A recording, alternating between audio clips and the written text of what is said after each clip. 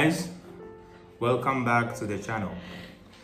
This is the episode 2 of why we study what we study. And in this video, I'm going to talk about some of the subjects that we studied in mathematics back in our primary and secondary level of education. I will talk about their application in life and how crucial they are in the development of the future. Without further ado, let's read what mathematics is. According to Wikipedia, mathematics is a field of study that discovers and organizes methods, theories, and theorems that are developed and proved for the needs of empirical sciences and mathematics itself. There are many areas of mathematics which include number theory, algebra, geometry, and analysis, set theory. Okay, so that is the definition of Wikipedia. We read it, and it is a study that discovers and organizes methods, theory, and theorems. Now, let's look at the areas that exist in mathematics. Mathematics is a very large field of study that consists of numerous areas of interest that are being studied in mathematics. When we come back to Wikipedia, before the Renaissance is the area between the 15th and then the 16th century. Mathematics was divided into two main areas, the arithmetic and then the geometry. During the Renaissance, there are two more areas that were added, which are algebra and calculus. So these are the four main, or I would say the major areas of study in mathematics. Even though I'm not a mathematician, I'm just an engineer, I am going to try to explain these four major areas that we study in mathematics. The four areas are arithmetic. Today, arithmetic is called number theory. So everything that deals with number, we are in the area of number theory. And if I say numbers, I'm talking about from 0, 1, 2, 3, 4, 5, 6, 7, 8, 9, 10, up to infinity, or up to the number that you will be able to count to. So that everything that concerns numbers, it is number theory. So within this number theory area, we also have other sub areas like the floating numbers, the integers, or the even numbers, the odd numbers, the decimal numbers. Okay, so I think the floating and decimal numbers are similar, because when it comes to computer programming, when we talk about integers, we are talking about whole numbers, and we are talking about float numbers, we are talking about the decimal numbers. So basically they are the same, but just that they are named differently when it comes to computer science or computer programming and mathematics. Number theory is the manipulation of numbers. When you are manipulating numbers, you are doing arithmetic. Basically, you are doing arithmetic, or you are doing number theory, which is as simple as it is. You are doing mathematics. Okay, so when you do 1 plus 1 and you get 2, you just manipulated some numbers and you arrived at a solution or at a result. You have done mathematics, you have done arithmetic. That is mathematics. Okay, let me give you an example. When you take 4 and you divide it by 2 and you get 2, you have done arithmetic. You have arrived, you have manipulated numbers. So it means you are in the area of arithmetic. Another example is when you have when you count maybe in threes, maybe at every time you are adding three, you're adding three, you're adding three, that is a manipulation. You are manipulating the number. So you are doing arithmetic or number theory. Okay, now let me give you an example of everyday life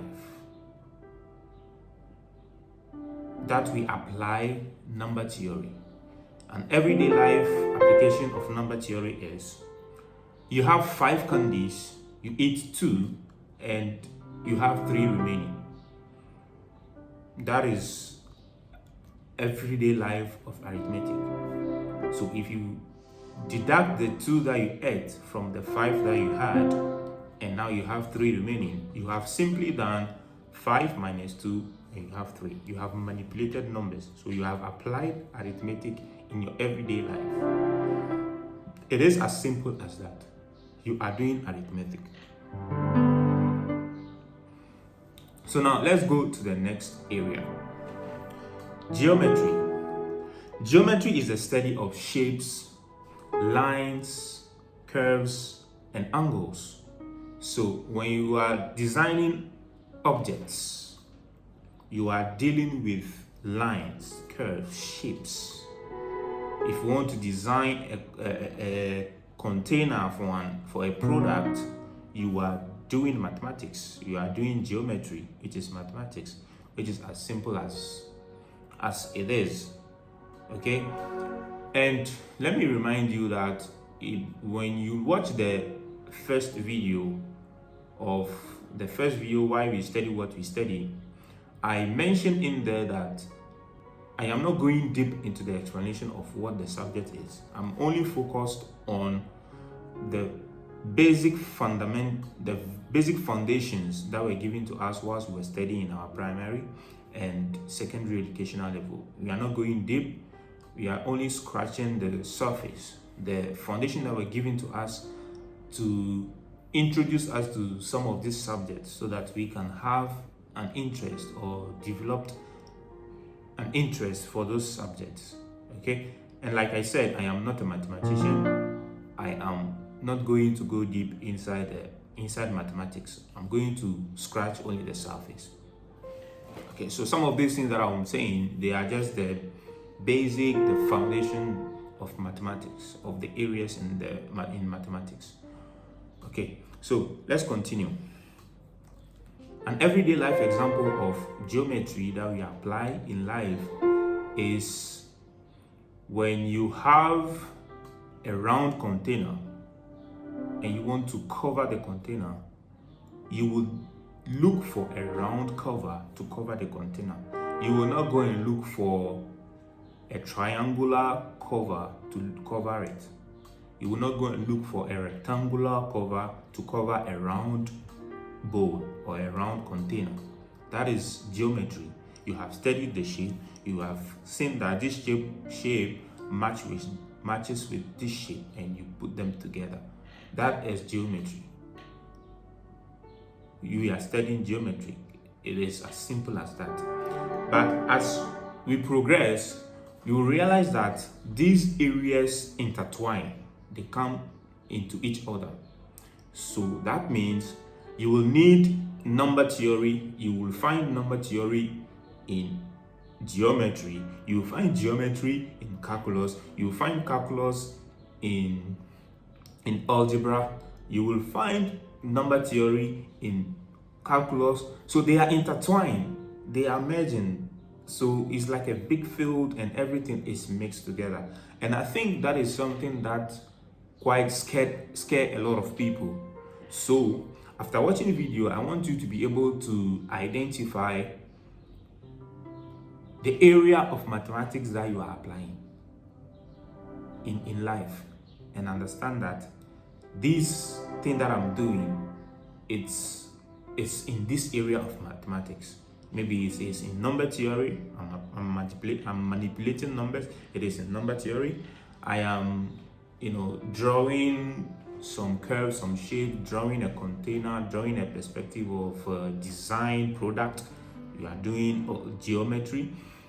or you want to create a formula to arrive at a solution, you are doing algebra, or you are doing the most complex one, which is calculus. Maybe you are studying aerospace, exploration, space shuttling.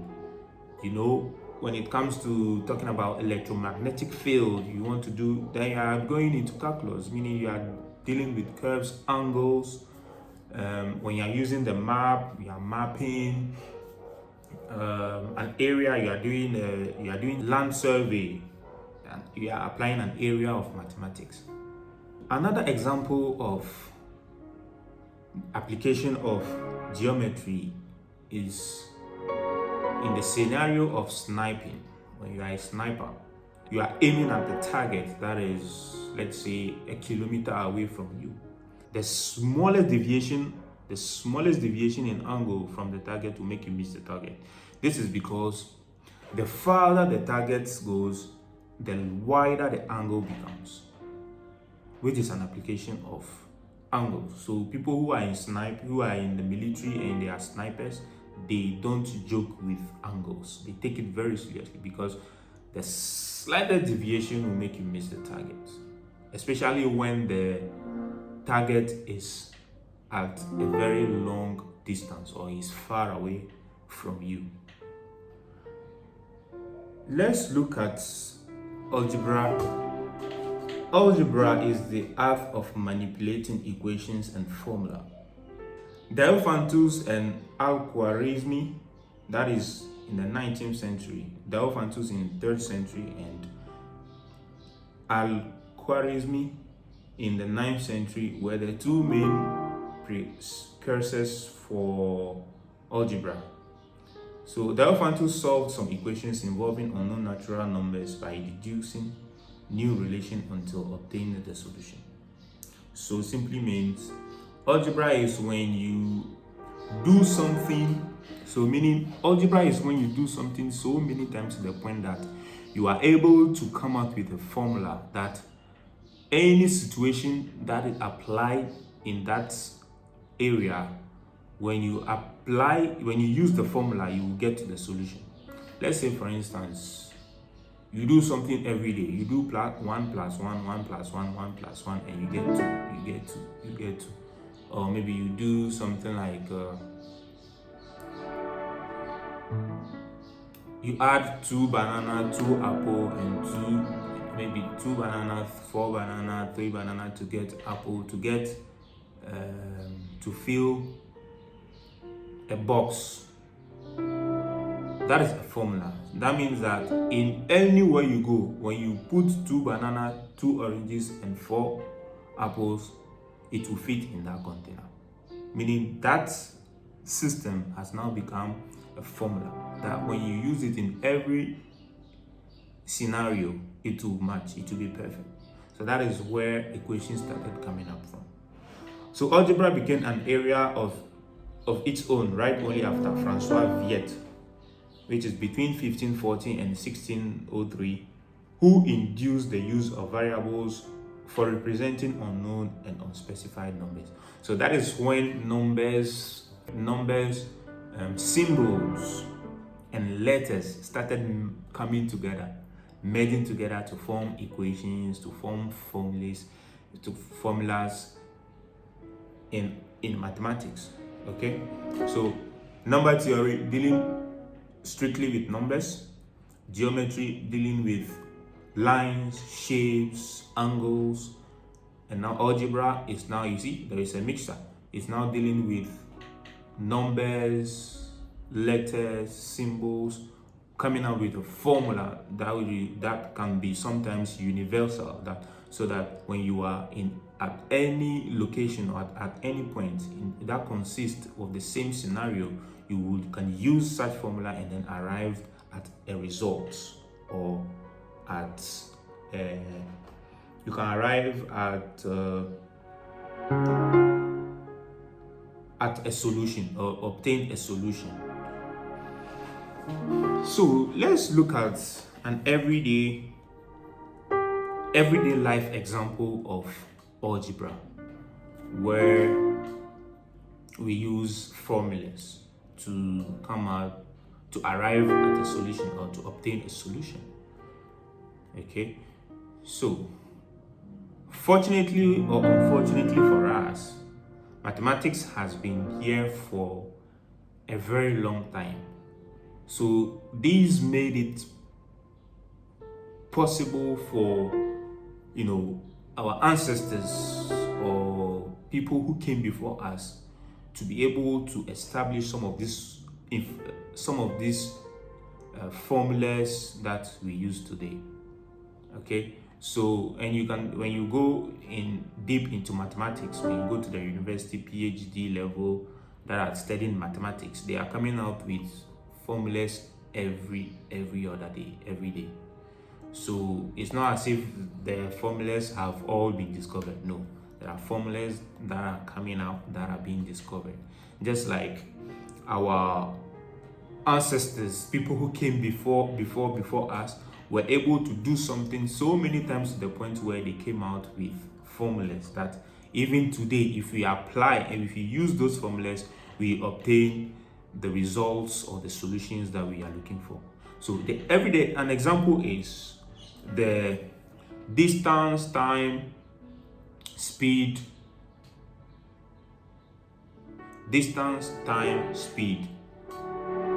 that we use every day.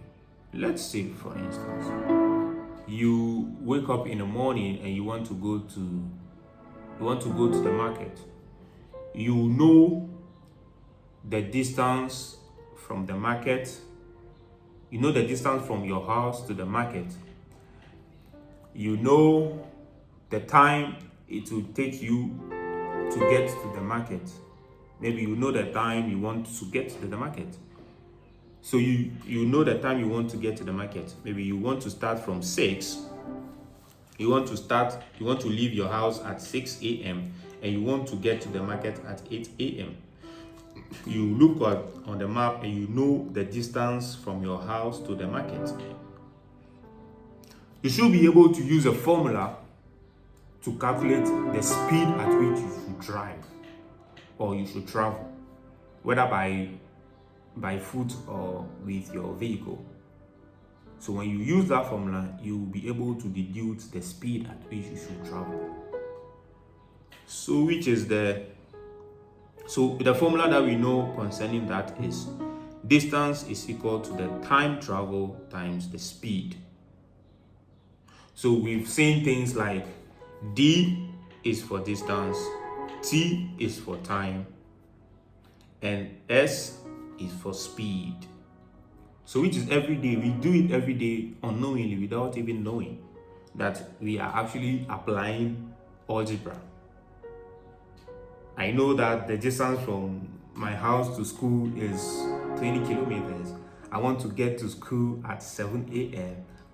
I know I'm leaving the house at 5:30. I should know the speed I should drive so that I can get to campus at 7:30. Sometimes it just occurred to us, it just come to us because it's something that we've been doing every day of our life. So it becomes so easy and we don't even consider, we don't even appreciate that we are actually doing algebra. And when you want to go deep into it, I live in Israel, so I can tell you that when you hear the alarm sound, it means that there is a missile that is coming. And you have to take cover, or you have to find the nearest bomb shelter so that you can go and protect yourself. But then, have you thought about the technology that they use to intercept the missiles mid-air before it falls into the target, into the community? We've never thought about it because they are using algebra. They know the formula. The formulas have already been established.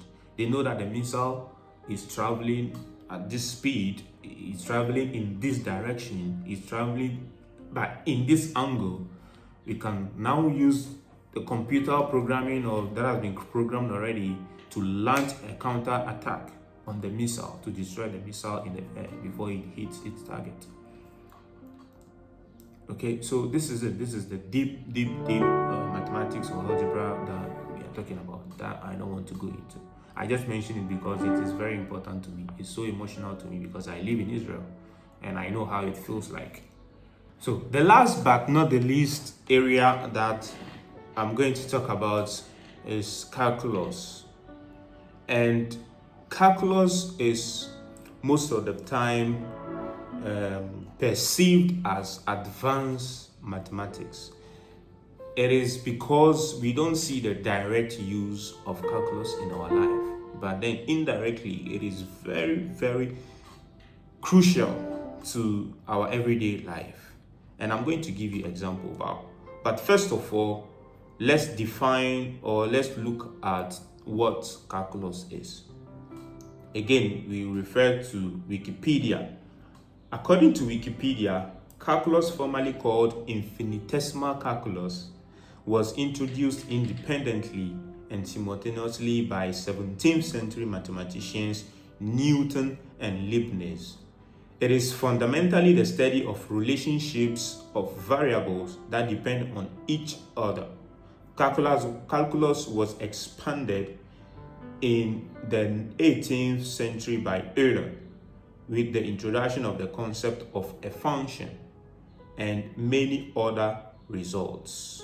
Presently, calculus refers mainly to the elementary part of this theory, and analysis is commonly used by advanced part. So most of the time when you look at calculus doesn't stand alone. It comes as calculus and analysis. Calculus and analysis. So these days, when you look at calculus, the field is no more called, the area is no more called calculus, but it is called calculus and analysis. So it said that it's the introduction of the concept of function. And by definition, in mathematics, function is the relationship or expression involving one or more variables. So again, calculus here is involving a mixture. It is like the intertwine. It is involving number theory. It is involving algebra because we'll be dealing with lines. We'll be dealing with cosine. We will be dealing with algebra. You'll be dealing. It's a mixture of everything. Calculus is a mixture of all the areas in mathematics. Simply put, that is what it is. So everyday use of calculus, even though we don't see it directly, but we use it, or it affects us. It affects our everyday life. For instance, when we are predicting weather prediction, you use calculus to predict weather. When it comes to aerospace exploration, there is a lot of calculus that is involved. When we are talking about robotics, oscillation, when you are talking about electromagnetic fields and all that, we use calculus to explore those areas. So calculus is, even though it is considered or perceived as advanced advanced in mathematics, it's played some important roles in our life, like weather forecasting. We use trigonometry to determine how buildings and road construction will react, before they are even built. Calculus is really used in those in the construction industry for testing those buildings before they are even built, to know whether they will withstand this wind oscillation when they are moving left and right. When that is advanced, so I don't want to go deep into it, but I just want you to know that it is very important to our everyday life. So there you have it. I have been able to describe or break down mathematics in a simple term in our everyday life example, and I hope you understand, you like, and then you enjoy it. If you like this video, kindly share, share it with someone who is studying in primary, tertiary, secondary or educational level, for them to understand where they stand, what they are doing, so that they can have an interest, so that they can be able to develop interest and build career when it comes to mathematics. Because mathematics is used in almost every area of life, be it physics, chemistry, biology, architecture, design, anything. I don't know where there is no mathematics. Mathematics is everywhere. So if people understand what mathematics is, they should be able to overcome the fear that they have concerning mathematics.